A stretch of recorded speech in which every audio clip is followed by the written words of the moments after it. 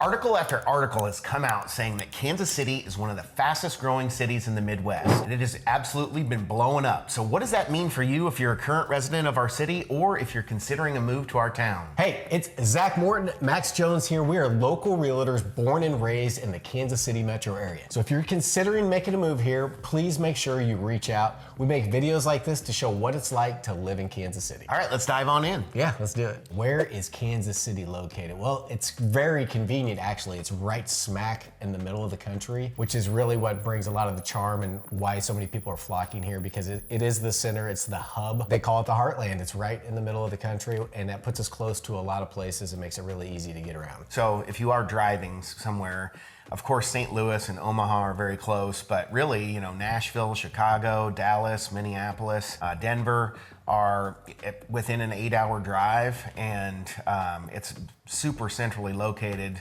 very convenient place to vacation from. And then if you're flying, you can really be anywhere in the country with a 4-hour flight. So the central location, I think, is one of the big reasons why Kansas City is growing. Yeah, I really love having the airport here, and it's a brand new airport. They just built it a year and a half or so ago. So we get more and more direct flights like every day, it seems like. So you can hop on Google Flights. I actually encourage you to do that. Type in Kansas City and then where you like to travel to. You'd be surprised. It's usually 3 to 4 hours to almost any place in the country. So you can go to coast in 4 hours because we're centrally located, down to Mexico in 3 hours. So it's really cool, easy to get around, a lot of direct flights. In fact, some of the places I frequent, like Colorado, Chicago, Vegas, it's a couple hours, like a couple $100 each way. Sometimes you get them on sale for $100 each way, and it's just super easy. Yeah, that's great. We vacation in Cancun all the time as a family. About once a year, we'll head down to Mexico, and the flights are really cheap. And a lot of times you might stop in Dallas for a transfer, but the flights are really quick. Also with the location, not only just from a travel perspective to go somewhere else, but from a manufacturing and logistics perspective, I believe that it's growing because a lot of industries want to be here. Amazon is doing a lot of investment in Kansas City from a distribution standpoint. A lot of manufacturing. Panasonic is building a big plant here in Kansas City. So we're seeing a lot of growth from that perspective too, from the job markets and from industry. So yeah, I mean, we're right on the north edge of that golden triangle of distribution and manufacturing. So we're right kind of in that belt where everything's really exploding here because of that central location. Yep, 100%. So they always say location, location, location. All right, so when you're talking about attractions in Kansas City, I think one of the ones that stands out is the Kansas City Zoo. Yeah, the Kansas City Zoo is a great spot, especially for the kids, right? Schools are down there all the time taking field trips, so almost every kid in any public or private school around here is going to be going down there for a field trip at least once a year. But it's a great family place to hang out. They do upgrades to it every year. Recently, they've added a tram system that takes you up and over, so you can get to one end of the zoo real quick without having to walk the whole thing. And they've got these little scooters now that you can rent that are shaped like different animals, or electric scooters. So you can ride that around the zoo and kind of add some more fun to the typical zoo. Polar bears, they got a lot of cool stuff. There's an aquarium there now. So restaurants, you can get a season pass to the zoo if you're a zoo person. So lots of cool things to do down at the zoo.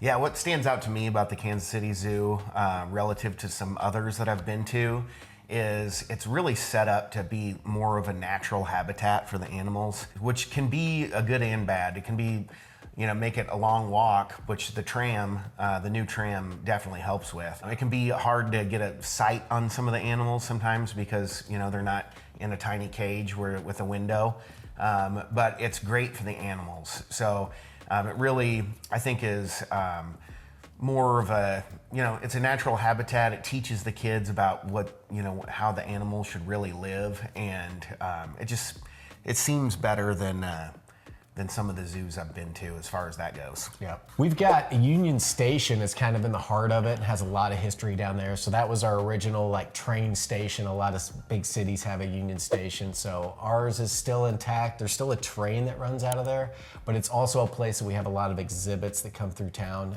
There's restaurants and bars and dining, a great place to meet up and hang out. I mean, one of my favorite things, talking about the train that still runs out of there, it runs all the way to St. Louis, which is one of the nearby cities that you can visit. it. But along the way, there's this Katy Trail, which is our trail that goes from Kansas City all the way to St. Louis, and it follows the river. So it's a nice flat trail.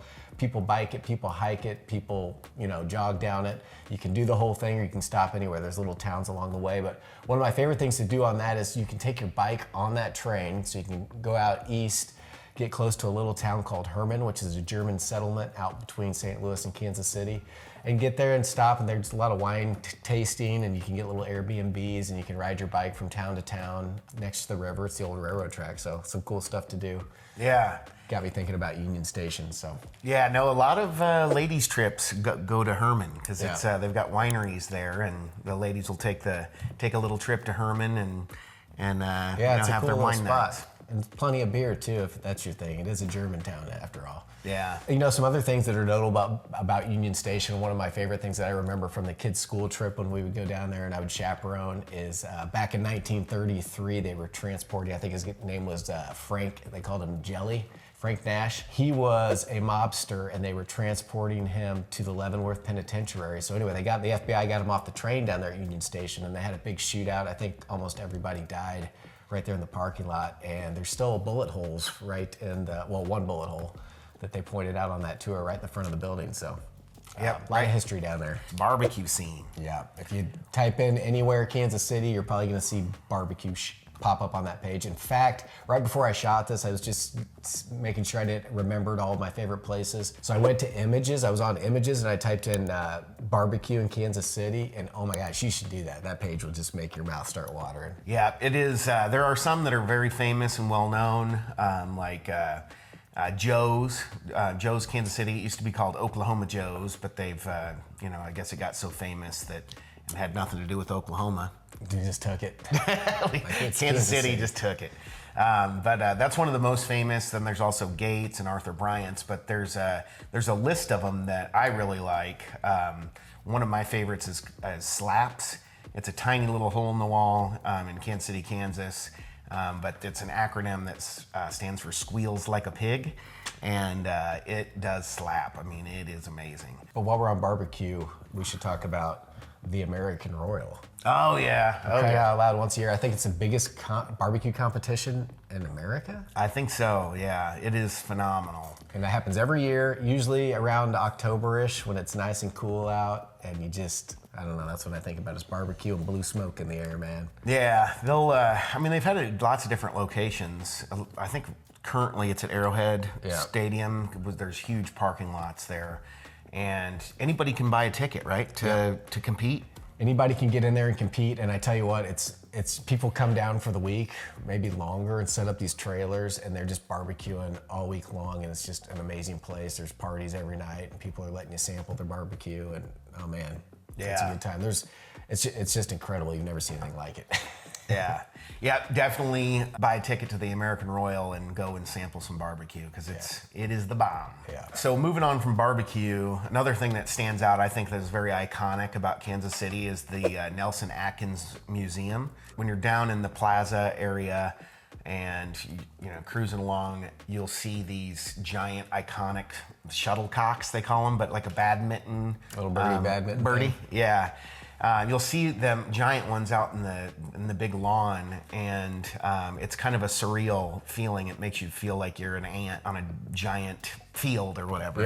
Grassy knoll. Yeah, it's pretty cool, and it's iconic. You'll probably see that image on Images of Kansas City because it pops up there probably just about as much as anything is a Nelson, and it's a great place.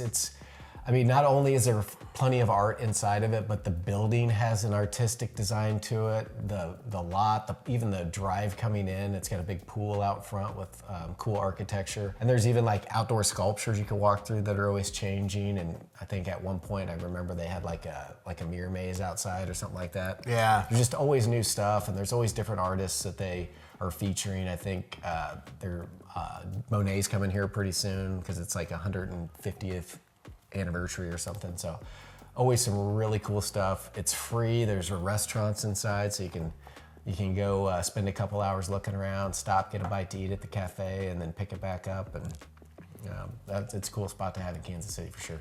Yeah, it is. And one of my favorite exhibits there is it's not a traveling exhibition, it's a permanent exhibition, is the Thomas Hart Benton paintings. He has these larger than life giant paintings, and they have a whole gallery hall of his work, and it is just phenomenal. So definitely recommend checking out the Thomas Hart. If you're into that art, any kind of art scene, that whole area is really cool. I mean, and then it takes you right into the Plaza, which is, you know, Kansas City's premier shopping district. So you just can literally walk down the road and go from arts to a really well-designed outdoor shopping area too. The Jazz District, do you know anything about the Kansas City jazz scene? The jazz scene, it is pretty cool. There is a lot of history out there, and there's a lot of stuff to do. So I've been with several field trips with my kids, of course, chaperoning again. So I love doing that. I've learned so much about the city that way over the years. But the Jazz District is like 11th and Vine, and there is the old Negro League. There's a Negro League baseball museum down there because we used to have the Kansas City Monarchs used to have their baseball team down there, and then they've got the museum that goes along with that now, and that's connected to like the Blue Room, which is a jazz museum and bar and restaurant. They still play a lot of music down there. And just, it's a cool little vibe. Go down there and kind of learn a little bit about the history of Kansas City and the jazz scene. And then when evening kicks in, it's cool just to take in some live jazz, and it's just like it used to be. Like, somebody starts at 6, but it might just be one guy on the stage, and then 10 minutes later, here comes a bass player. And now the music doesn't stop. He just plugs his stuff in and starts playing. And then, 10 minutes after that, the piano guy sits down and starts jamming with them. And then by the end of the night, the whole place is going crazy. And when that shuts down, everybody goes down to the pink room, and it's just a cool little scene.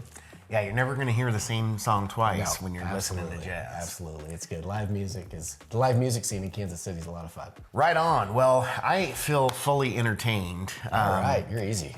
I mean, there's a lot more entertainment going on, and we have sports teams and all kinds of stuff in Kansas City, but there's more than just the entertainment that the reason Kansas City's growing. I think one of those is the cost of housing and the affordability is really amazing in Kansas City. Yeah, that's probably the comment we get the most when we're talking to people from out of state is, oh my gosh, your cost of living here is pretty incredible. And they're like, is this real? Is this real? Especially the coastal people, East Coast, West Coast, when they're trading almost one door for two here. We really do have people sell property in California and on the coast and come here and buy a property for half the price, and maybe even twice the size. So we just pulled some stats this morning, and we are at a median price point of $308,000 for Kansas City as a median price. You can definitely find stuff less expensive than that, which is up 6% in the past 12 months. Some areas of the country are up 18% in the last 12 months. So it has been growing, but not as getting out of control as other areas. So very affordable, but the affordability ratio, which is the mortgage rate somehow calculated with the income, the average income, is 5% below the national average. Oh, that's pretty sweet. Definitely an affordable place to live. Yeah, I'd say the averages are always, when you take the whole city to whole, it kind of throws things off. But I would say most of our clients and people moving in, most of the people coming in from out of town can find a place between 500 to 700, no problem, turnkey, no older than 5 years old, 3-car garage, 4 bedrooms is what you can find here. And then if you're looking for to have a little bit smaller house payment or a little smaller house, you can get that 3-bedroom, 2.5 bath for under 5, like 3 to 5 all over the city. So there is lots of options. Yeah, price per square foot is another way of making sense of it. So an average price per square foot, I'd say, would be around $150 a square foot, where, in other areas, you might be $300, $400 a square foot. So the bang for your buck that you get, and then the taxes are less expensive, everything is less expensive. So you just can kind of live like a king in Kansas City. So, hey, if you're thinking about moving to Kansas City and you have any questions, feel free to reach out to us. You can text or call us. We'd love to chat with you. But hey, if Kansas City isn't right for you, still reach out. Let's talk, because we've got connections all over the country with agents in different cities that can help you do the same. Yep, we network for a living, so we're happy to set you up whatever fits best for you. All right, so one of the things that people care about the most when it comes to growth and a community is the job market. Yeah, Kansas City's got it going on, and I mean, that's one of the reasons everybody's coming here. Some of the newest stuff that kind of jumps out at me, they're calling us the digital, or the Silicon Prairie now, because of all the tech that's kind of coming this way.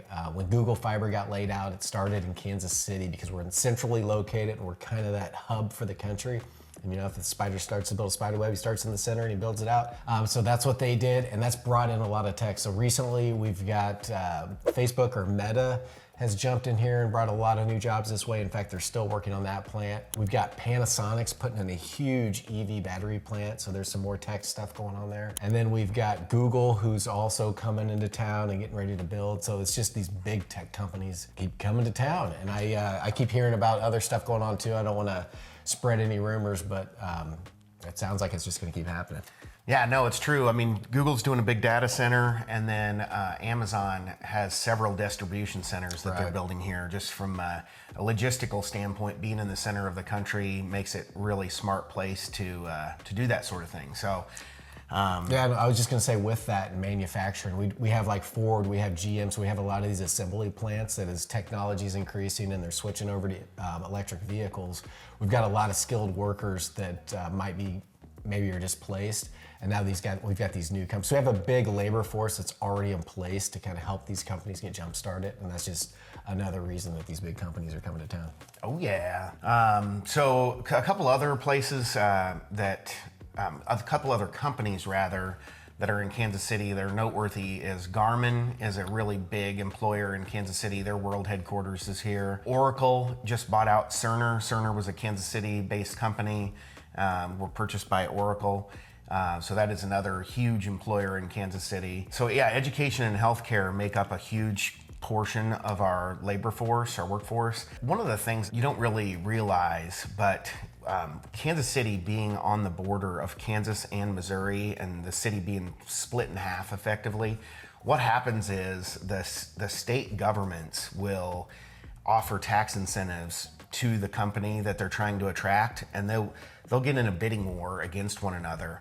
The company knows they want to be in Kansas City, but they will find the best deal, whether it's on the Kansas side or Missouri side. So that is another thing that makes it really attractive for big corporations to come to our area, is they get pretty good deals from the states. Yeah, when you got two states fighting for you. I know that's how Panasonic ended up down there. They've got considerable tax breaks over the next 5 years. So yeah, I think we nailed it when it comes to the job market and the opportunities in Kansas City.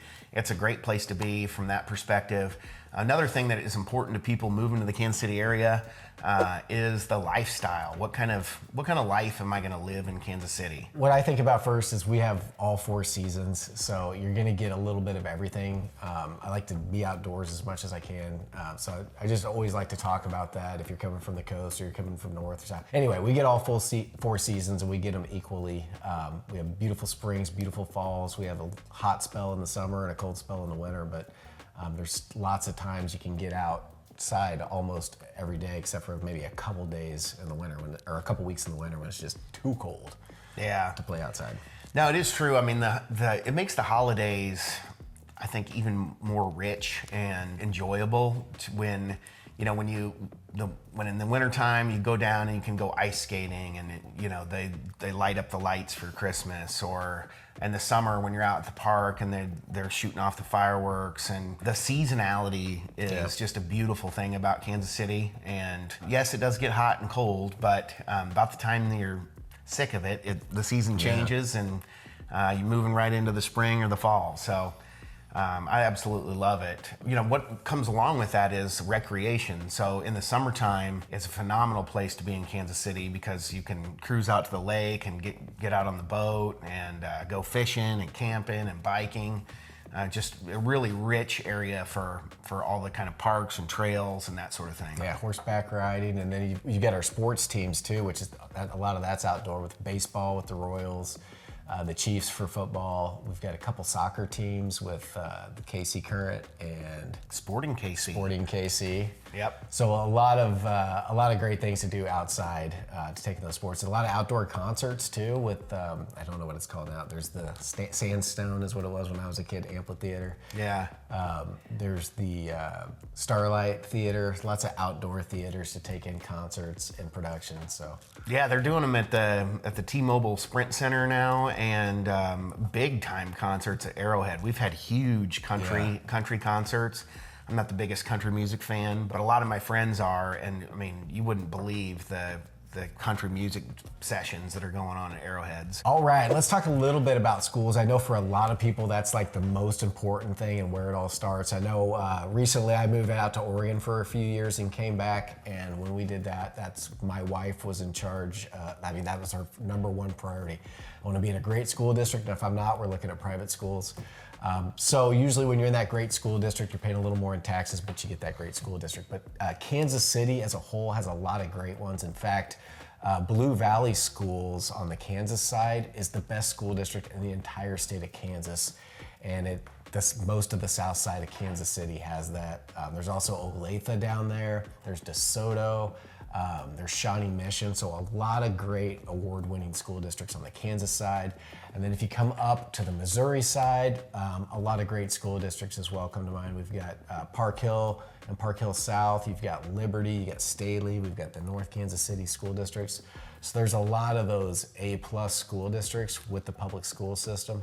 But if that's not good enough for you and you want better, there's almost a private school around every corner with super high ratings all the way from elementary all the way through high school and into college. So lots of education options. Yeah, 100%. Whether it's religious school or it doesn't matter. I mean, you've got lots of options for schools, and from private to public. We go to the Liberty School District, and the taxes are kind of high, but the kids are doing great. Yep, everybody's got a computer, and Yeah, a lot better than the dirt floors we had when we were a kid, sitting on logs. Yeah, uphill both ways in the snow. Yep, that's Kansas City. Yeah, the school districts are phenomenal here. So just depends on really what's important to you. We can give you some guidance there. But no matter what area of Kansas City you want to be in, there's options, and we can help you. Yeah, we can help you guide you through that. There's some great resources too that we can share with you, like gradeschools.org and each.com, that you can look for those ratings. And we've talked about schools, like where you don't want to be for schools, in other videos, but so you can look that up if you're curious, or just give us a call and we'll help you navigate that. Yeah, so Kansas City doesn't show any signs of stopping this growth. I think we are on a trajectory headed upwards, and if you're really considering a move here, please feel free to check out our videos. We've got tons of videos on all these different aspects of Kansas City, so hop on there and check them out. Yeah, and if you're thinking of buying or selling here locally, give us a call anytime. We have literally helped thousands of families in Kansas City do that exact same thing, and we're here to help you and be that resource. So yeah, give us a call, shoot us a text, drop us an email, all that good stuff, and we'll see you on the next video.